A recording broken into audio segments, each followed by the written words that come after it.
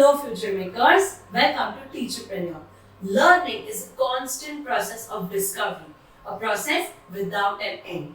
Now that you know what are sight words and why they are important, in today's video, TeacherPreneur is here to discuss some techniques on how to teach sight words. What are we waiting for? Let's get started.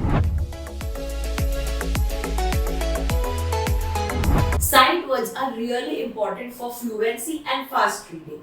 These are very short words and hence the students need to get them instantly. Also, sight words may be repeated more number of times in one single sentence. So, if the kids are very used to sight words, reading a sentence or reading long text will be a very easy cakewalk for them. Number 1.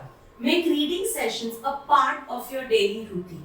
As a teacher, I do not have to tell you how important are read along or read aloud sessions in the class. It's really important that we make them a routine or a habit in our classroom. Specifically when you're a language teacher, reading is something that the students need as a crucial skill. During these sessions, we need to use books which has maximum number of sight words and that too highlighted ones. If you want to check out, I'll leave the links of such books in the description box below. Such books come in really handy as a teacher because they have highlighted all the sight words, and more the students goes through the book, the more they are getting used to the sight words, and reading also becomes a part of their daily routine. Another technique that you could use while teaching sight words is using sensory play.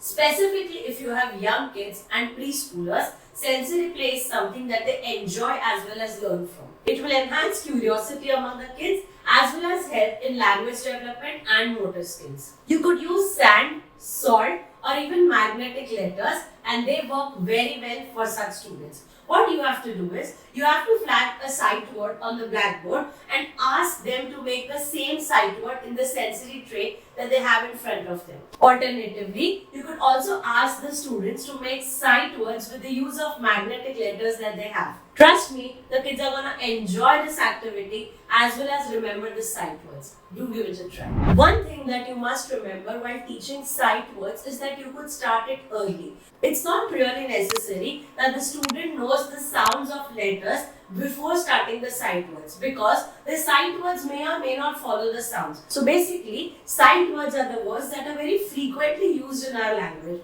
and hence you can introduce sight words as early to them as possible. The next thing that you could do is grouping a few sight words and keeping them together as flashcards. You just have to flash all the flashcards one by one in front of the students every day until they get used to those flashcards. This technique will help the child in registering the word as it is in their mind and recollection will be very fast. Whenever a student comes across a notice board, a billboard, a newspaper or anything of that sort, you could just let them mark a particular sight word that comes many number of times. This is also a great activity where sight words are flashing in front of them and they are able to recognize the sight words during that reading. Most importantly, you have to remember that you have to start small.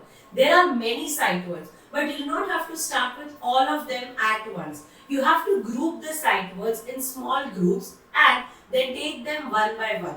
At least try and make a group of 5 first, and if the kids are getting familiar to those 5, then you could introduce the next 5. You don't have to introduce all the sight words at once to your kids. The main goal is to make the students familiar with the sight words and not just having them memorize all of them.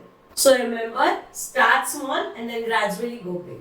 One activity that I would suggest is that hang a long ribbon along with a sticky note in the entrance of your classroom and write a sight word over there. Whenever the child passes through the door, they have to tap on the sight word and then go in or get out.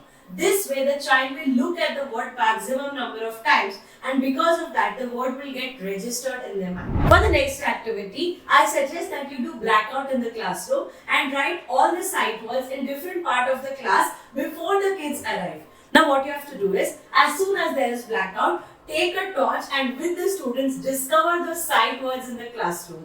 This is a very fun and engaging activity and the students are really keen on knowing that. If you cannot do a blackout, it's still okay. You could hide the words in different parts of the classroom or different classroom walls and let them search it with a torch with your help. Trust me, it will be a great hit. Alternatively, you could take a keyboard in the classroom and let the students search for alphabets and type that particular sight word that you have in front of them. Since this is a hands-on experience, the kids will remember that particular sight word that they have typed themselves for a longer time.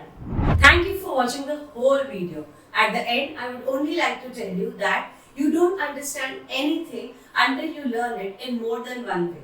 So, if you want your kids to learn and know the sight words very well, try and use simple yet effective techniques to make them used to the sight words. If you like today's video, do hit the like button. Comment and tell us which technique was your favorite. Share this video with your teacher friends and family, and subscribe to TeacherPreneur and press that bell icon to be a part of our Future Makers family. See you soon.